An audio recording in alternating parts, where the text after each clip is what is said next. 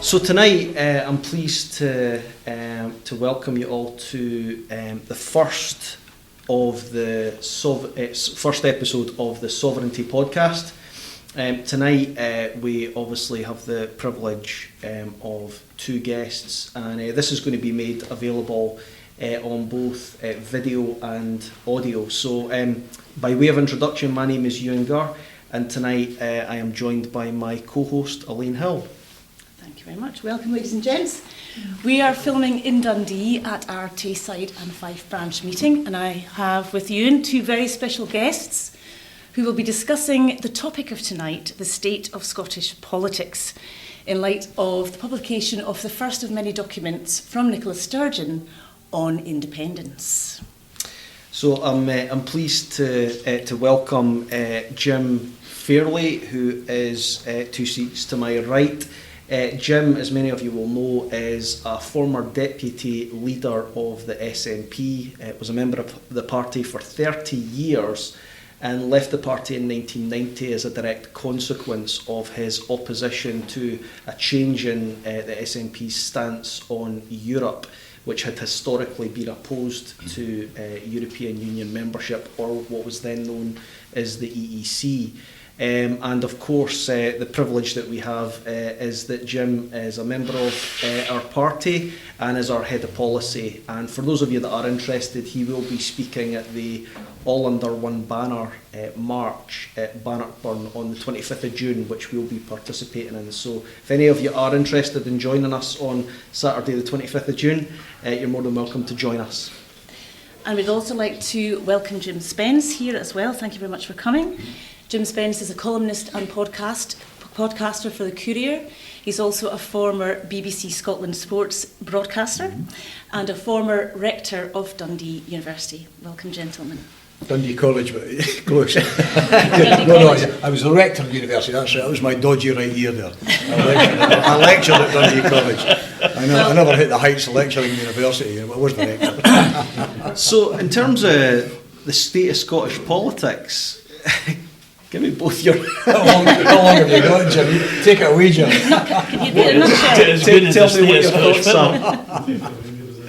So Jim, you go... Well, both Jim, but Jim Fairley, do you want to go first? Tell us what your thoughts are on the current state of Scottish politics. Well, as I said, it's about as good as the state of Scottish football. But the problem, as I see it, is that none of the so-called parties of independence, with the exception of Sovereignty, actually believe in independence.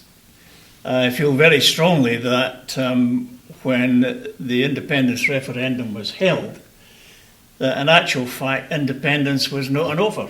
That's right. Because what they said was that they would have sterlingisation for at least 10 months, and Salmond is quoted as saying that he believed in the idea of the currency union because if they controlled taxation, monetary policy wasn't really important, and if they could do that, then they could drive forward the Scottish economy.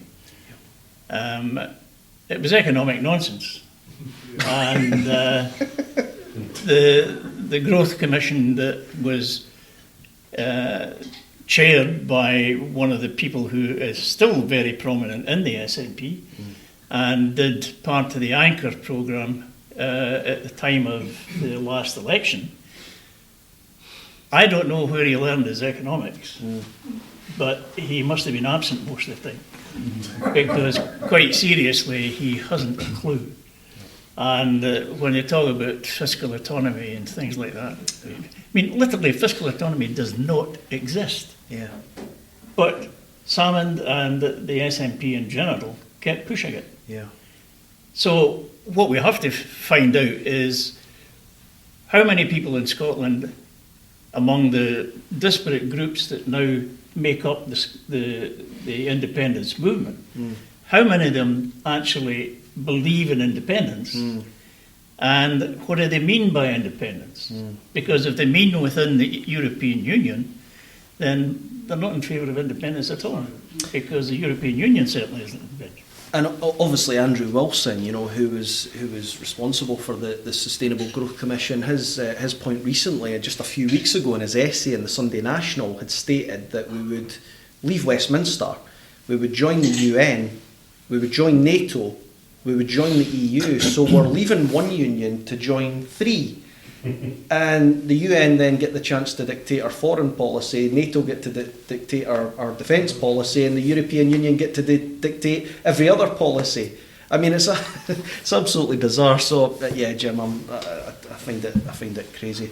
Jim, what's your tuppence on the current state of things? I think the main one is the kind of lack of intellectual heavyweights right across the parties. There are very few kind of real stateswomen who have a kind of deep, heavy intellectual grasp of the problems we face and how to tackle them. Yeah. And that's, you know, I mean, I'm unattached, as you know, at the minute. I lean to independence. I'm unashamedly, I make the argument, there is an argument for the Union, there's an argument for the EU, there's an argument for everything. You've got to make the argument. My argument's the same as yours. If we're going to be independent, we're independent out with both the UK and the European Union. I was ambivalent on the European Union. I was never a great fan of it, but I was ambivalent over the piece until they crushed the Greek people and the pensioners. And one of the things that infuriates me about the left, both in whatever left there is within the SNP, because to me it increasingly is lurching to the right, but within the left movement in Scotland has been the complete ignorance of you know, closing their eyes to what happened to Greece, courtesy of the EU and the way they were crushed through the German people. Yeah. Absolutely outrageous. And they've just shut their eyes to that. Because we know the EU it's an artificial construct. It's a construct which is, you know, run for the benefit of the French and the Germans, and it's heading towards, you know, a federal system is where they want to go, and that's their purpose. That's fine. They can make the case. If there's a case to be made for independence, and there is a strong one, it's to stand on your own two feet and to be truly internationalist. This is the thing that astonishes me about this kind of EU thing, you know. Two things. We confuse it with Europe. You know, there's 20 odd nations that are not in the EU, that are European nations. But, this notion that somehow or other the EU, that we should be part of it, and if you're not progressive and you're not a true internationalist. Well, it's a protectionist body.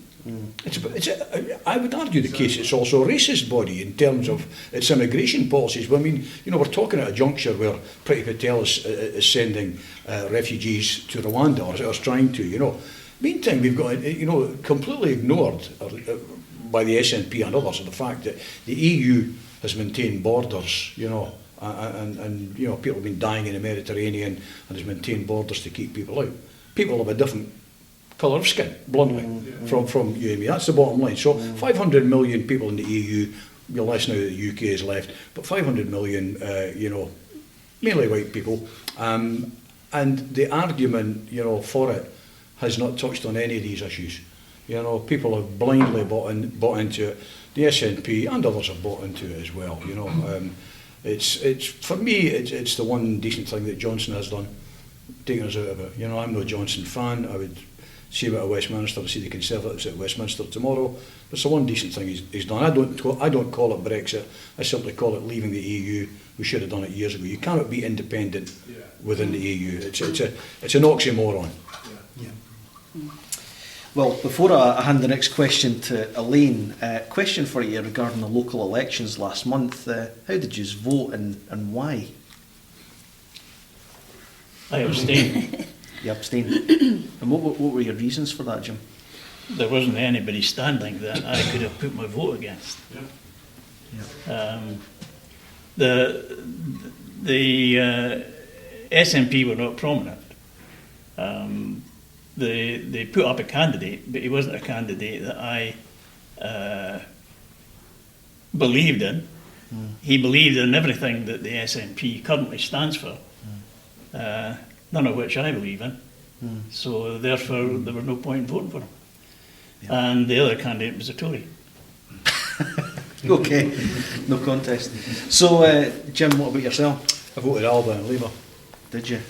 So on Alba then, do you have any any sense of lingering regret from the phone call? Well, yeah, I mean, obviously, tell us the so it goes back a bit, doesn't it? Because you've told me, obviously, you know, Alex Salmond offered you the seat of Dundee West to stand, which you turned down because obviously you were working at the BBC at the time and quite happy, you know, being at home. You didn't fancy going off to Westminster.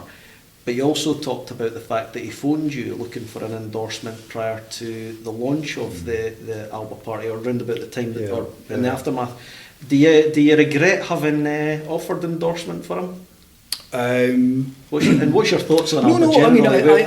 I think at the time, I remember having a conversation with him. I like Alec, you know. I mean, I think he's a lot of things I would disagree on him. I think he is one of the kind of, I used the term intellectual heavyweights earlier on.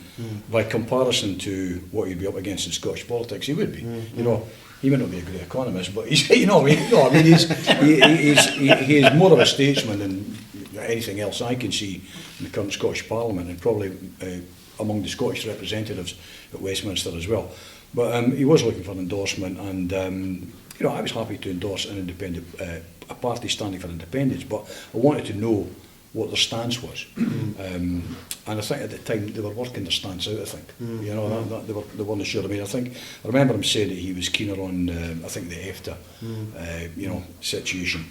Now, we know that politics is about compromise and all the rest of it, but, you know, having left the Labour Party 30 years ago, moved to independence, having stood for the SNP in mid-mill as a councillor at a time when Labour weighed the votes, you know, and that was an experience. You know, people coming around, tearing up your billboards and all the rest of it. Myself and my wife and my agent, we were the trio against the might of the Labour Party at that time in the city, you know.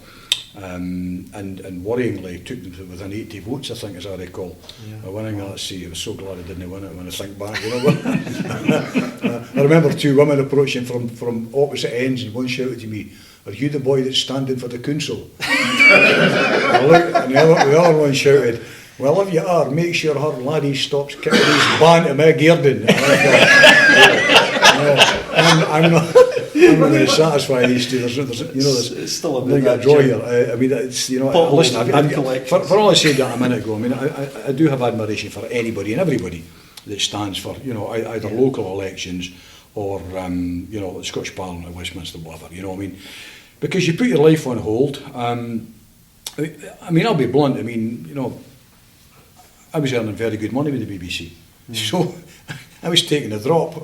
I would take no accounted expenses, you know, but I could not live with the prospect of becoming an MP and hiring your family and all the rest of it. Some of the things that are going on, you know, on expenses and all the rest of it. It's just, I mean, I think most people start out with good principles, genuine ideas and all the rest. I think you get sucked into the maw of the machine very, very quickly. And I've watched so many good people, I think, potentially good people anyhow, just getting sucked into that. You know, you were talking earlier on, David was talking about, you know, part of what you and I were both part of, the media machine, if you want. And you see how it's come to control politics, not just with the SNP, although they're masters at it, you know, how it's come to control politics. And there are so few people prepared to put their head above the parapet. I mean, you know, the SNP is a party where you cannot have a point of view. It must change, you cannot criticise. Now, I mean, I understand the reasons for that. I mean, ultimately in life, everybody has to toe. You either toe the line, you know, whether you work with the SNP, the Labour Party, the BBC, you toe a line. So there's always somebody, there's always a boss above you, or you get out. You get out, you know. But when you belong to a political party who say you simply cannot criticise the party, that's heading down the line of Pravda.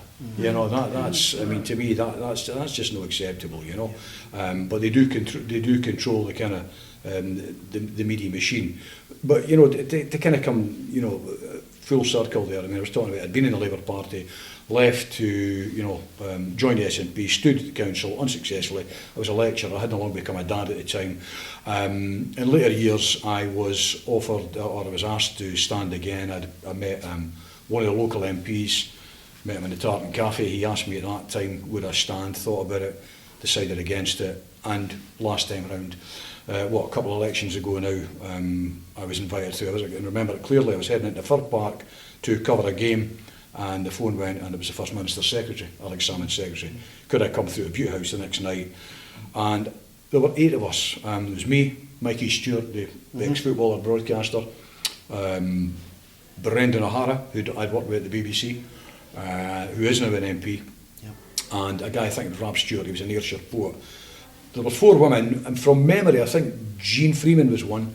I've got a feeling Michelle Thompson might be one, and I think Joanna Cherry. I may be wrong on those, but because I didn't know them at the time, I knew one of them, knew Jean Freeman, and there was somebody else. But it was 4 and 4, and we went through the whole bit about why did I want to stand, and I said, well, you've invited me, so you tell me why you want me to stand, And they wanted me to stand because I was, fairly well known in the city through sporting community, business community, political, and all the rest of it. So I thought long and hard about it, but it wasn't for me. It wasn't for me. I didn't fancy Westminster. I'm a home bird. I'm a proud Dundonian, but I just didn't fancy being down there. And you know what? To be honest with you, I actually thought they'll not make a difference, and they haven't made a difference. They haven't made a blind bit of difference. But they're taking handsome salaries, and they've got a huge retinue of people working for them. It's become an industry. It's become an absolute industry. I think that's what you mean by being sucked into the machine. It gets too comfortable down there in Westminster, doesn't it? But talking about being sucked in the machine, I'd like to ask you both, in that regard, how you feel Nicola Sturgeon has been very much sucked into a machine from her humble beginnings, let's say. And what do you think of the first of a series of publications on this new independence documentation that is coming out? I'd very much like you to answer those 2 questions for me, please, Jim. I'll give you first dibs on that. I think she's been sucked into the machine because she's the head of the Scottish Government. She was Alex Salmond's main ally during the referendum campaign. She believed everything that they put out. And I have done several pieces for different organisations on why independence was not an offer. And she went along with every single thing that was being offered. Sterlingisation, currency union, the idea that you can do these things without affecting the actual people that are going to be on the receiving end of your largesse. And I have absolutely no sympathy for those who try to undermine her now, because she went along with all of it and raised absolutely no protest whatsoever. And we still have the SNP's guru, Wilson, who wrote the Growth Commission, most of whose members didn't agree with him, but he wrote it and published it. And she went along with all of that as well. So I've got absolutely no sympathy if she's being castigated now, because to my mind she deserves it. Just every much as the criticism that Alex Salmond receives now. I'm sorry, what was the second part of the question? I just wanted to ask your opinion on her latest publication and the new zeitgeist for There is absolutely nothing in it that is new. And the one thing that the SNP are going to have to face is the Section 30. Now, she agreed with the Section 30 when it was introduced. She backed it. And what the Section 30 actually does is sign away the sovereignty of the Scottish people. And it does it on a permanent basis. I mean, it's absolutely ludicrous that any country has to ask Westminster to say whether or not they can have a referendum or whether or not they can be independent. Who's Westminster to dictate whether Scotland can be independent or not? And if the Scots are not prepared to face that challenge and say now that we don't give a toss for your Section 30, you can stick it, because no country has the right to set bounds on another country's desire for independence, because that's all that the Scottish people are asking for, to be independent like other countries. It's not racist, it's not anything that other countries haven't done, and the only people that are stopping it are the Scottish people themselves. And it's one of the challenges that I think sovereignty has to place in front of the Scottish people. Are you prepared to be bold enough to tell them to stick their Section 30? Because unless you're not, then we can be in this position for the next 10 years, 20 years, 30 years, it doesn't matter. Johnson can spin this out for as long as he wants. So therefore the paper that has been published up to now says absolutely nothing that is new. It's just a regurgitation of everything that has gone before. And the one thing that it doesn't say anything about, what it does say is that they will try to find a lawful way in which to introduce the referendum. Well, there is no lawful way if you think that London has the right to tell you that you have no right to independence, because all they'll do is quote the Section 30, which both Nicola Sturgeon and Alex Salmond signed. So from my point of view, and how I feel about both the EU and the rest of the European Union, and what Jim was saying about how they treated Greece, they did the same with the Spanish and the Portuguese, and they have suffered badly with the single currency. So I can't say that there's anything in the paper that surprises me, because it's the one thing that the SNP won't face. They are not prepared to ask people, if you've got the courage to go for independence, you're going to have the courage to tell Westminster, get lost. We're going to have our independence whether you like it or not. Wonderful answer. Wonderful answer. Jim Spence? A great many people that I know who favour independence in their terms balk at the idea that we're talking about, and being independent, standing on your own 2 feet, truly independently, outside the EU, outside of any union. Bluntly, it is almost that too fear mentality. You couldn't do that. You've got to be in something. It's a comfort blanket. It's a kind of comfort blanket, I think. Now, look, if we go down that road, if we ever achieve that and we were ever to do it, we might be poorer. It's entirely possible. We might be richer. We don't know these things, You're kind of staring into, there is no, I can't see any impediment as to why a modern, and I will use the term, a modern European nation, a small nation like us, shouldn't be relatively well off, relatively modestly successful, But trying to sell that to people, particularly when for the last, 30 odd years now, we have been banging the drum, the mantra of the EU. The bulk of people that I speak to who are in favour of independence cannot see the possibilities of standing on our own 2 feet out with both of the unions. They want to stand outside one union, but to me they've got the wrong end of the stick in thinking you could be independent, within the EU. I think the media's got a part to play in all this as well, for whatever. I do think the media has pushed this very much, that we are too small, too wee, too poor to be an independent country. And I think that the media has to stand up and actually admit that they have swayed a tide of thinking on this, on a great deal. What I would say to that is, the SNP are pretty astute at handling the media.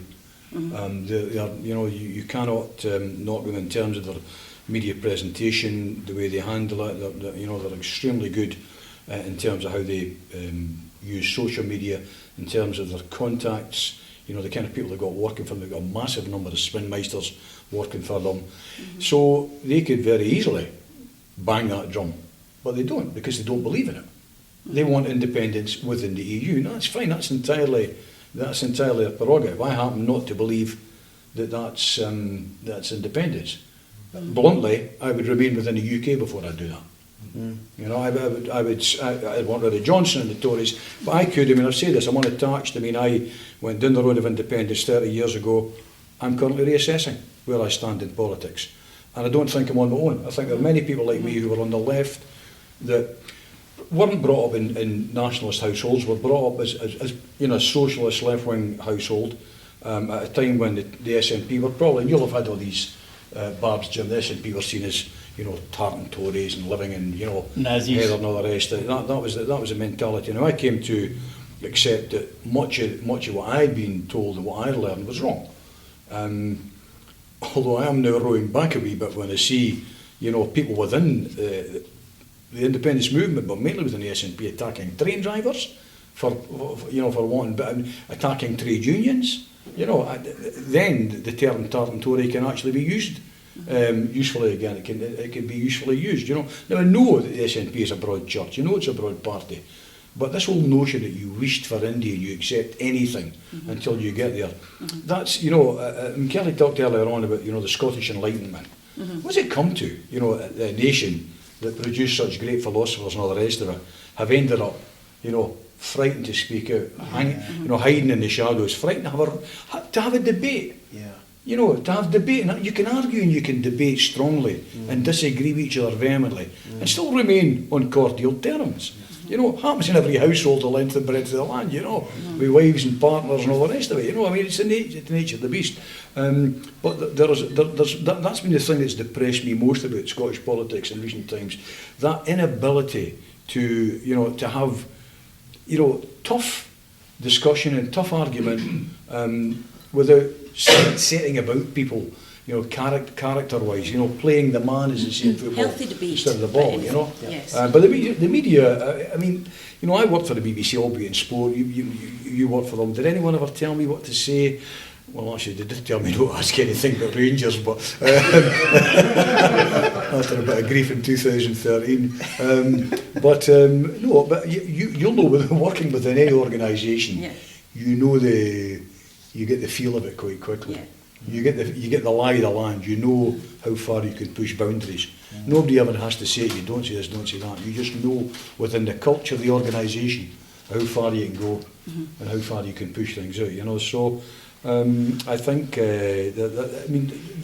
these are intriguing times. I'm fascinated, as you know, by what you guys are doing. The problem you're always going to have, whether it's Alba, whether it's you, whether it's there's 2 or 3 parties now seeking independence at various levels. The problem you've got is you're up against the party machine, and fair play to the SNP, they worked assiduously to break the Labour Party machine in Scotland, and they did it. And it's one of the reasons they're not going to give up their iron grip now. So, you're up against that machine, so obviously you better play the long game, as they say, because you're in for the long haul here. You have been playing the long game. This is the point. And I was going to ask the question. Sorry, actually. Go for it. No. I can see that the independence movement generally has fractured. I really hope not beyond repair. But I think it's a lot to do with the disillusionment of Nicola Sturgeon, this Section 30 order, which is the cap in hand, as we all know.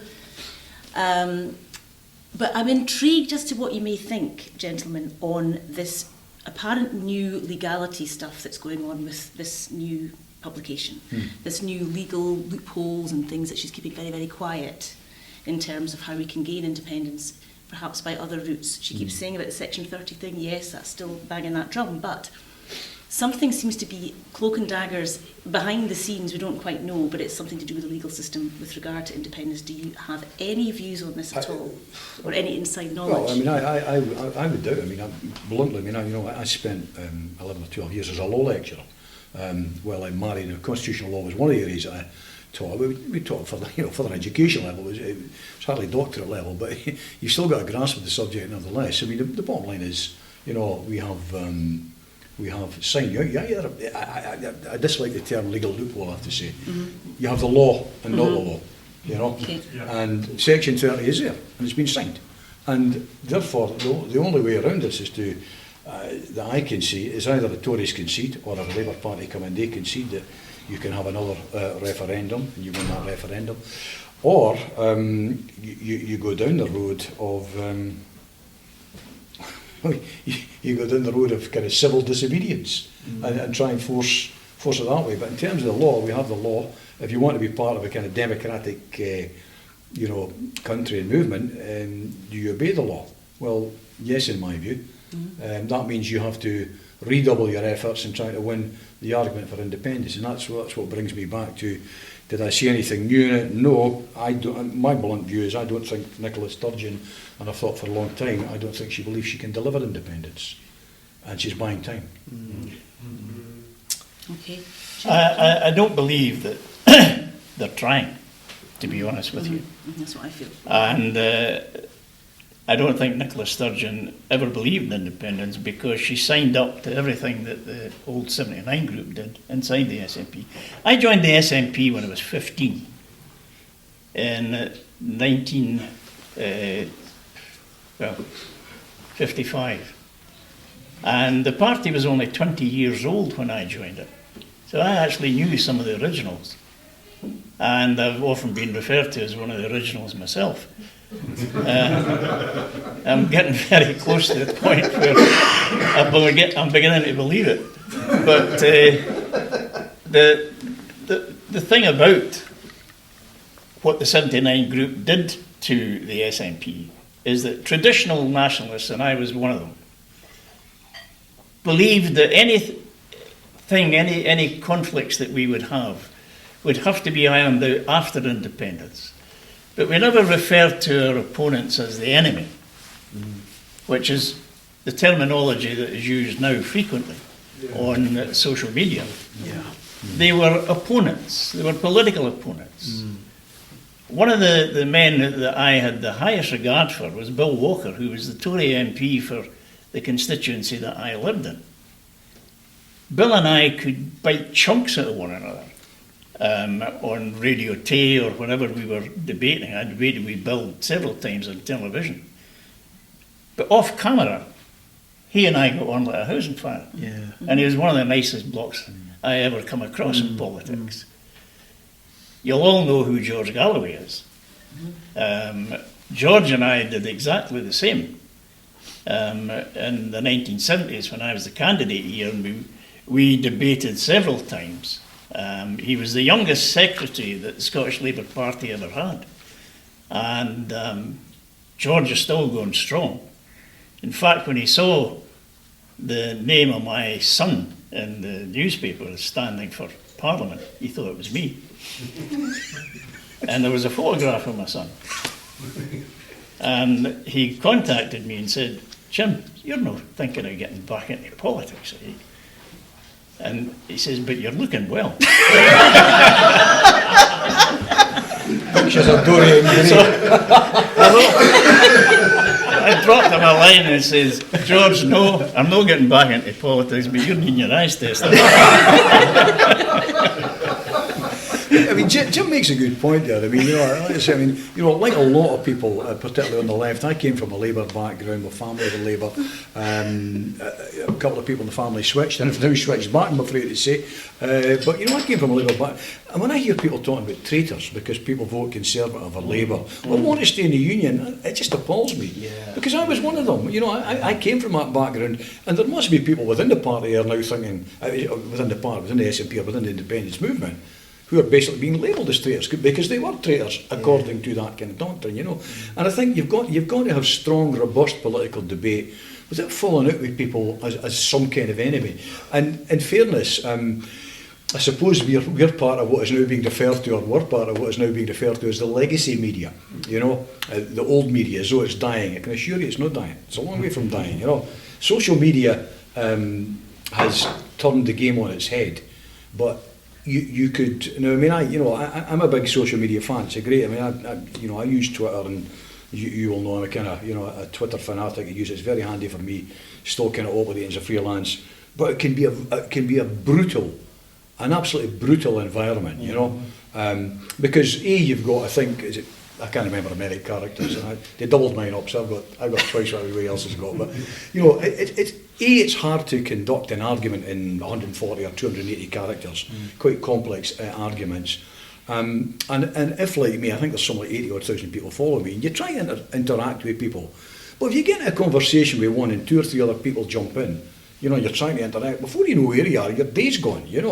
And it's impossible. And you end up taking a radger, as they say, and blogging people, but social media has turned,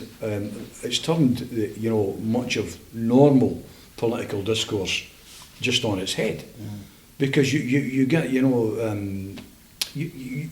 get what I call often intelligent dafties, and I have to say, I've been astonished at how many well-educated, otherwise intelligent individuals, just, it's kind of like Dracula, or the stroke of midnight, people turn into pumpkins. I mean, it's just, people become entirely different individuals on social media, and they say things that you think, wow, how can you possibly have a political discourse when you sit about insulting someone and not dealing with the actual argument as opposed to the personality, and that's dangerous. And the legacy media tends to be, there's me using the term now, but the Beeb and STV and the papers and all the rest, that tend to be pretty middle of the road, Although there is, I find this worrying. I find within the media, I think if you're a journalist, you're a journalist. You've got to make your mind up if you're a journalist or an activist. And I'm seeing particularly in some areas of the media, too many people are becoming activists. You want to be an activist, that's fine, become an activist. Yeah. Make it clear, but don't masquerade as a journalist when you're doing it, Yeah. But social media has turned politics into a really, really brutal sport. You not think though the social media there has to be some way of healthy debate, and perhaps with it being, it is being censored terribly actually, but censorship generally of the press, particularly in the last 2-3 years I'd say, I think it's got to quite dangerous levels. Mm-hmm. How do you feel about that, generally speaking, in both the political arena and obviously everything else, healthcare, for example? What do you mean it's dangerous potentially? I just feel that I feel certainly as a journalist looking at certain narratives that I see, just whether it be health, whether it be politics, both in social media and mainstream media, I feel there has been certainly no healthy debate, lots of censorship, shutting down anybody, particularly people, let's just say doctors, nurses who may have a different opinion, for example. I do feel that there has been a concerted effort to silence certain other people's opinions or certain narratives, and I wonder if that's creeping into the political scene as well, I see very heavily. Yeah, I mean, one example, I mean, I said, I wrote a Courier column about this, and one of the things that Alex Salmond had said to me was, I'm trying to remember this exact quote, but it was something like, if you told me that the party that I led until fairly recently would have been captured by, and I think he used the phrase, 100 gender or transgender loonies, I would have laughed at you. Now, that's only one part of it. I think you touch on a very good point. I think one of the things that's happened is, to the kind of collective politics, if you want, that we've kind of probably most of us have grown up with, is it hasn't been replaced or supplanted, but it's in danger of being radically eaten into by identity politics, whether it's gender, whether it's race, whether it's, a million and one things, religion, whatever.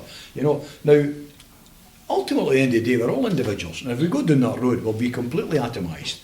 That kind of comes back. That was why I was saying to some extent, I understand why the SNP have got this policy of you don't criticise the party, because the last thing you need is for something to get completely out of hand. But there's a fine line, and in politics, as in every other walk of life, we're always walking fine lines between what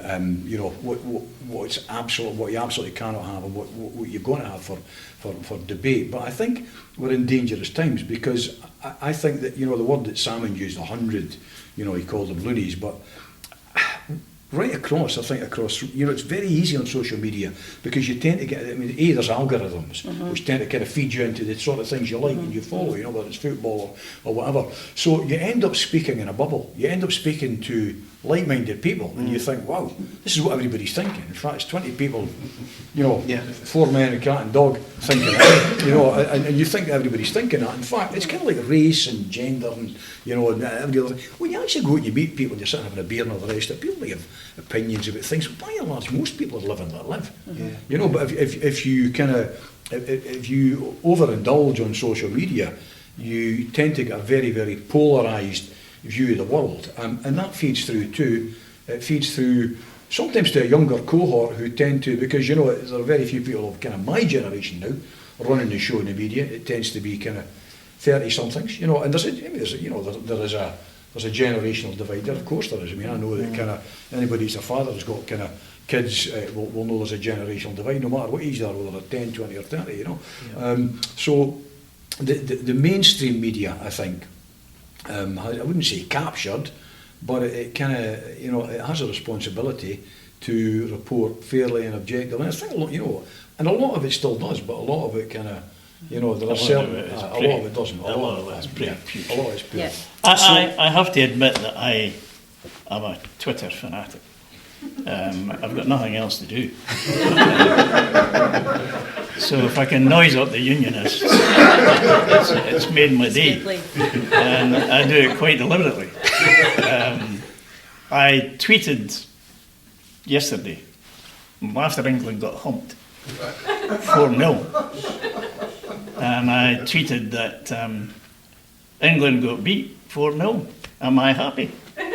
I'm ecstatic. And there was a deluge of hate. And it was just evil nationalism, except I'm a football supporter. I go with the Tartan Army. Haven't been for a wee while, but we've had great trips. They were good fun. And just as a matter of interest, I looked up the way that people react to the Tartan Army and how they react to English supporters. And I've discovered that English supporters are the most hated in Europe. They've got a record second to none of smashing up places right, left and centre. When we went to Dortmund in Germany, we ended up organising a strip the willow in the middle of the town. And we've got photographs that were taken by the press there at the time, who thought the Tartan Army was absolutely marvellous. And there's a piper that goes with us. And Stuart's his ability is limited, but there are certain marches that he knows. And we ended up marching through the centre of Dortmund.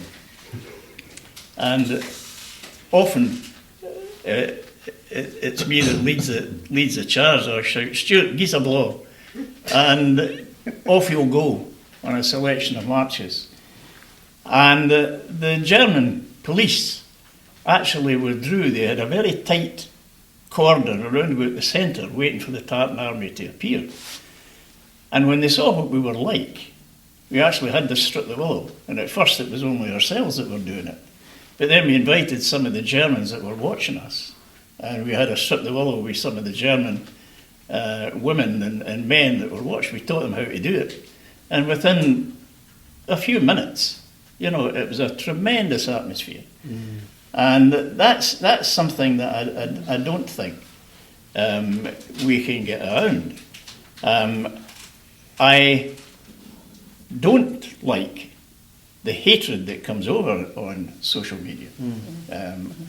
And if it wasn't for Kelly, Kelly she knows more about it, she's forgotten more about it than I know. And she keeps me right, and she's pretty sure that I've been censored, what you were talking about.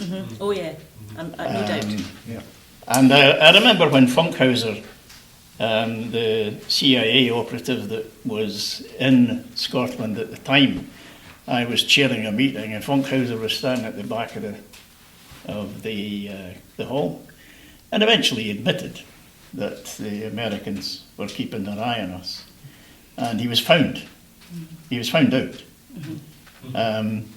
But I cannot imagine why so many Scots actually hate the idea of independence.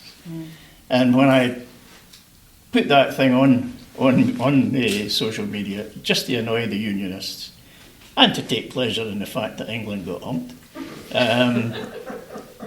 the torrent of hatred that it created was ridiculous. And if I am being censored, and I've had I've had friends who've got in touch with me and said, "Jim, will you get Kelly to have a look at your settings?" because I've been trying to get in touch with you for days and I can't get through. Well, I think that's changing. Elon Musk, he's taking it over. We'll see what happens then. Anyway, over to you.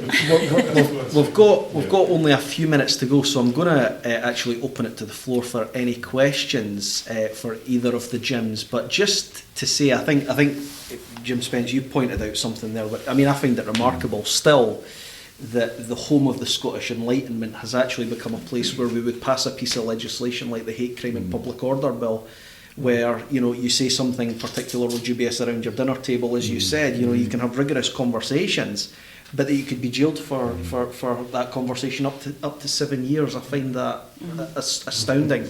The nation that was the foundation of freedom of thought, freedom of speech, freedom of expression. Remarkable. But the other thing is, obviously, you know, I mean, one of the things that I think about the 2014 referendum, although there's various views on the Section 30, the only reason that Alex Salmond was actually ever able to negotiate with that was because he maintained cordial relations with Westminster, vigorously, disagreed with them on the issue of independence, but nonetheless he had cordial relations. Whereas nowadays you see Nicola Sturgeon standing by Boris Johnson, and there's a scowl on the face of Nicola Sturgeon. Now, I'm not the greatest fan of Boris Johnson either, but the guy is democratically elected, and under our current system. It's a system that may well be broken, could be reformed, but nonetheless, if that guy is elected as the Prime Minister of the United Kingdom, you need to maintain relationships. And bottom line is, we're going to be negotiating with these people if we ever secure independence. So on the basis of that, does anybody have any questions they want to bring in for either of the two Jims at this point? We have a few minutes left. So if anybody wants to jump in. What kind of state of politics? Sorry? What's the state of politics in Scotland, in the UK, that we can't even define what a woman is? I'm sorry, I'm really hard to hear. The question was around what state are we in Scotland if we cannot even define what a woman is? Well, that's a conversation that Kelly and I have frequently in the house. Not that I have any doubt.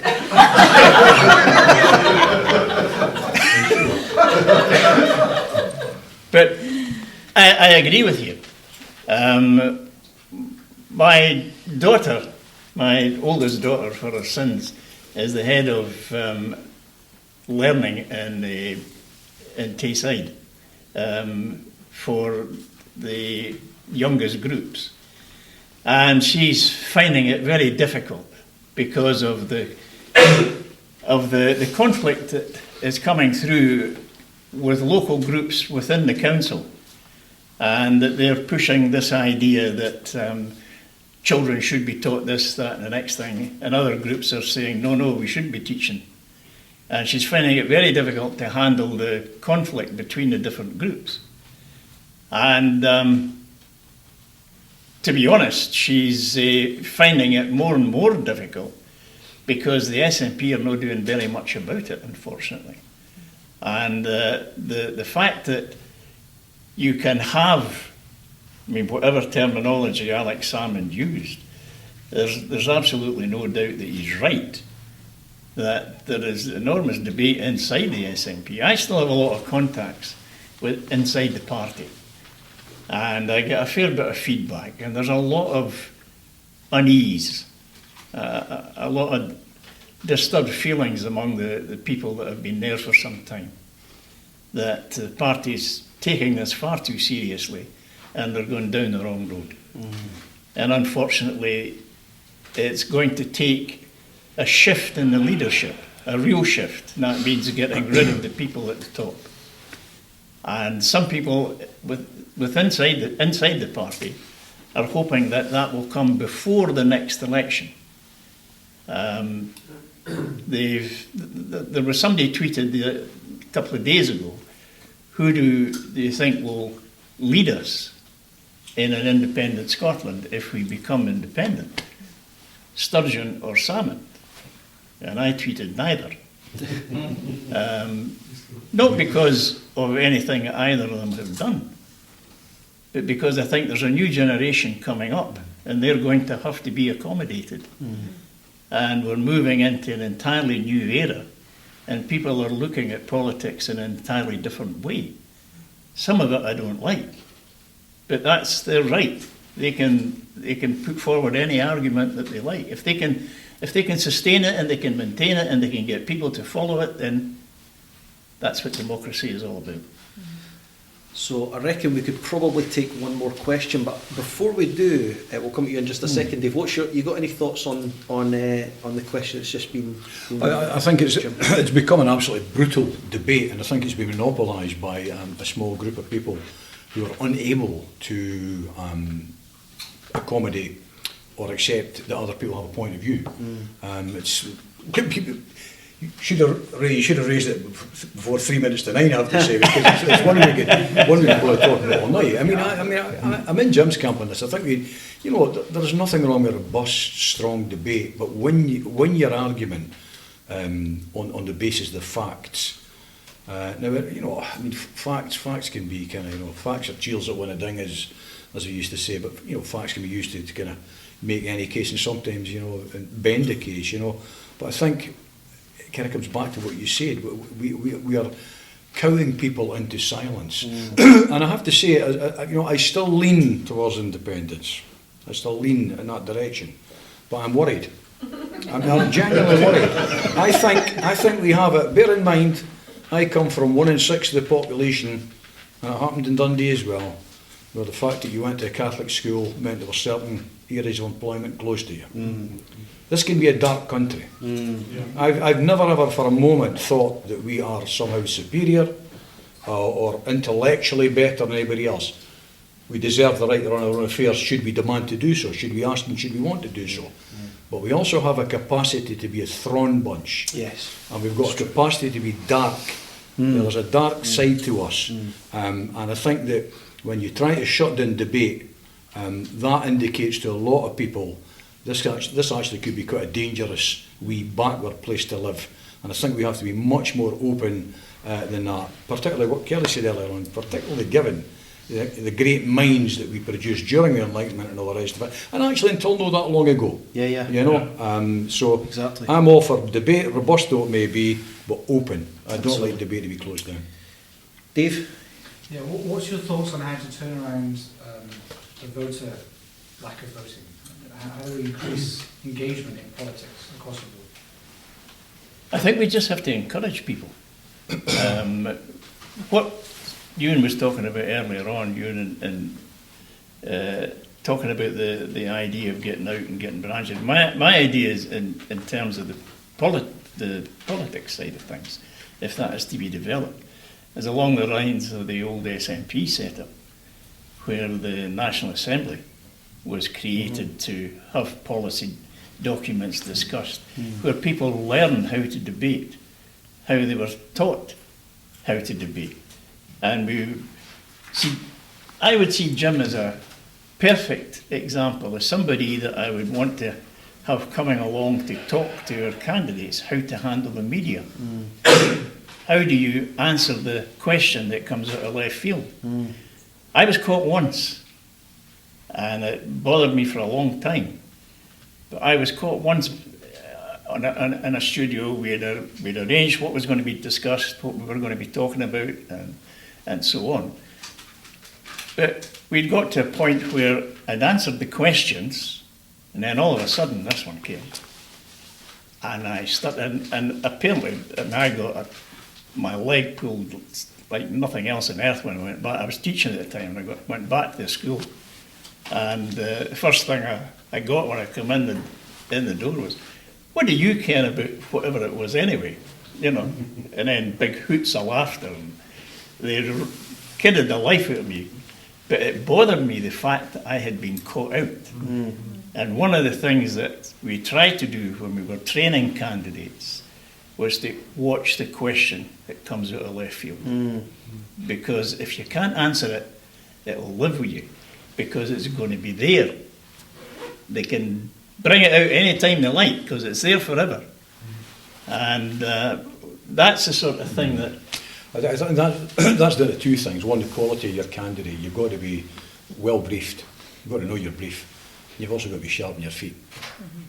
So that you can, if you don't know the answer, sometimes there's nothing wrong with saying, I don't know the answer to that, we'll get back to you on it, or make some kind of humorous aside, Nicola Sturgeon's actually very good at that, lessons will be learned. That was my column, that was my subject for my courier, my bi-weekly courier column this week. Lessons will be learned. Whenever you hear those words, lessons will be learned, you can be assured that nothing will change. So, I would say before I finish it up, I come from exactly the same background as Jim. I belong to a Catholic family. And I was on my first blacklist at age 21 when I was in the police. And that was not because I had done anything wrong. That was because I was a Catholic. And they made absolutely no bones about it. Yeah. When I come into the muster room, sometimes they would break into choruses of the sash. And I just had to take it.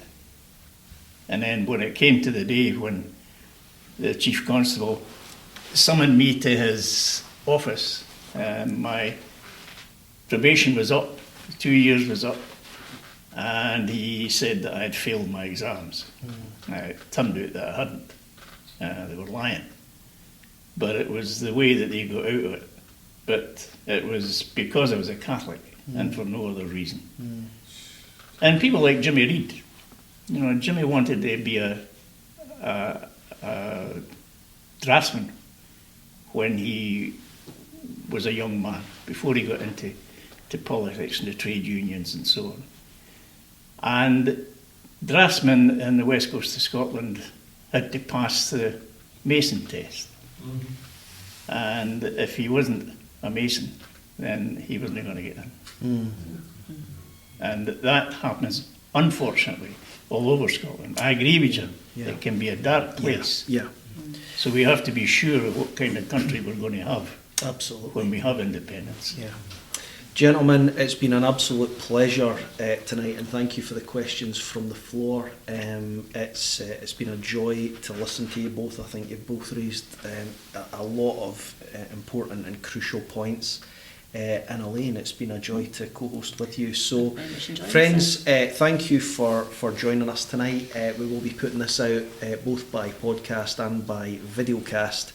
Please feel free to share it, send it to friends, pass it on to others. But on behalf of Sovereignty, can I say thank you, Jim Spence? Thank you. And also thank you, Jim Fairley. Let's give these guys a hand.